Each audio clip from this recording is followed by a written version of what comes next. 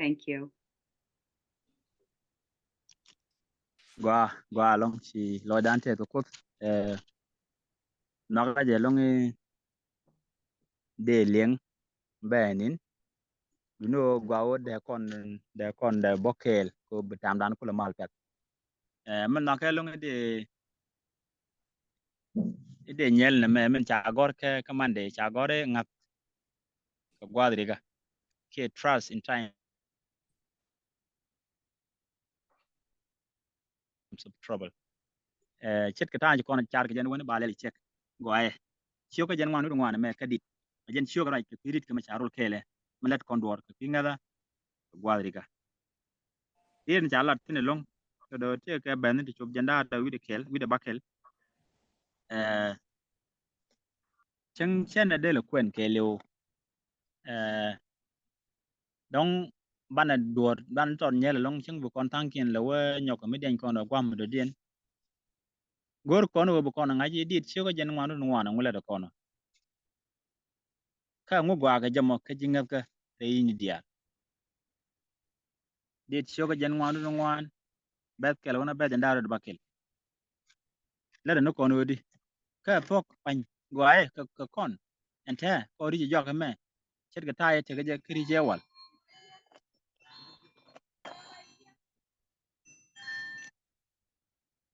ka kuje mo mu kwen kon ben ti tot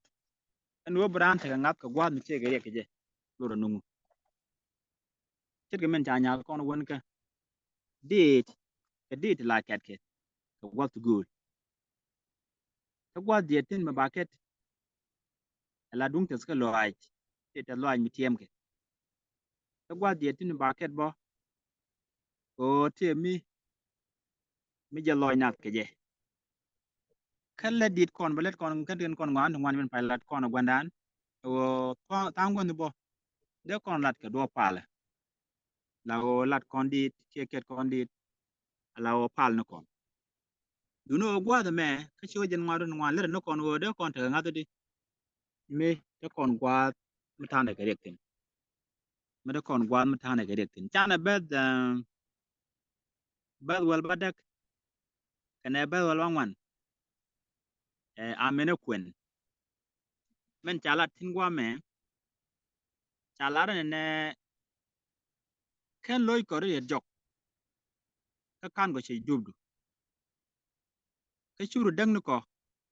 churu ko jak ka gwa tieng gore churu chu kum no ko ka mut mi wi bed ndara wi de bakel wi wo kwen e raj mi chala tin awe je rodu be loko ko ken ki nogadu en bed ma ke liu gen chiog ma ke liu le de kon ngani ka kwiriga ane lare kursi ni dial ngay kene roj ko ita kerek el ram la lor ne ngwan te kana gwat jel lo kentin te kana gwat rut kana bay bay tin te kan ka gwat me cha ka lok tin te kan ka gwat me de kan kula loy ke je ko te gwat me chikan brar tin mudong si kon bay ke na ma ke liu ajen la di de me je la de ne ka gwat me chi wo dit gan kora en shoga jen ngwanu ngwana me la ne rek tin china jek long te chin da te ji rwel je ko chi kan che rar ka đúng no an la daga kari diala tini to do ka ben ngwan cha kut cha ben kam ni alo jin kwara ka kuda chi je ko kam juina re la de kari kin chi Israel je ngoda ba la da ngade ka kutun chiyo ga me la Israel la gad korawo chi kut cha ka lok re ring ni ti baj kalat kan bay ring ni kin chi je ko chi ga jien ka ngaden ka kut wa da me jiyo no kono ne na re ni dial ne ka jingap ka te wala ben ka gwa da kontine la te krik ti baj ti de kon je ching da kon ga mar ba ko dung nu gwan ti nywan dong de ni ngwa ro dien je la kana bar ro dien ka ko shi ka te ke be be ji ngong duno ka tok tel kursin rewa mede chieng tel mi chuje kwala no ne a chenga jan choj bo chenga dan ka kut do chewu ko gwadin bu kon chu ke ngwan ke mung cha kon ngut ching kon wi mon bu kon dil te ke chu kon chi jizrel ka rodien chi ri ye che ben ka ja ka rodien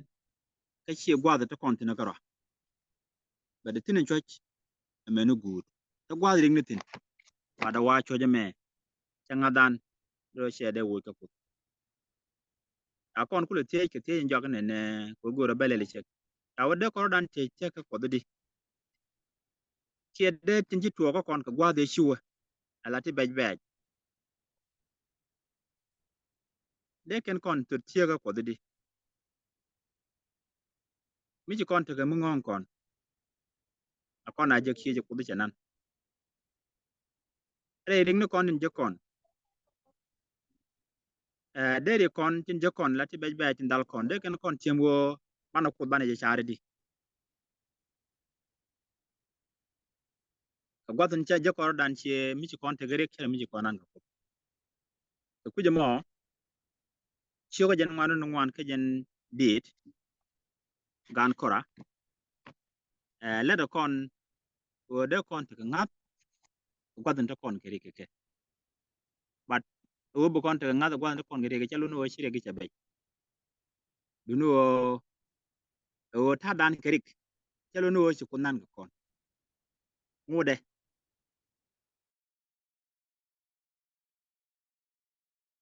chi be jen daru ba kele la ko ngode cholo ko di jo ko di jero ka ber ko lok nei chang chana te ke tem rut kone na gwada chi dor bentin lam dal kono mana janga ji gwad ngode te kut kel ko kon dene kut dene ja dil ngat ko ngoro dene je chol ko ba kon dulak ci tan cha chol ke je ka be ndar ba kel ka jendi de me men cha nyok kon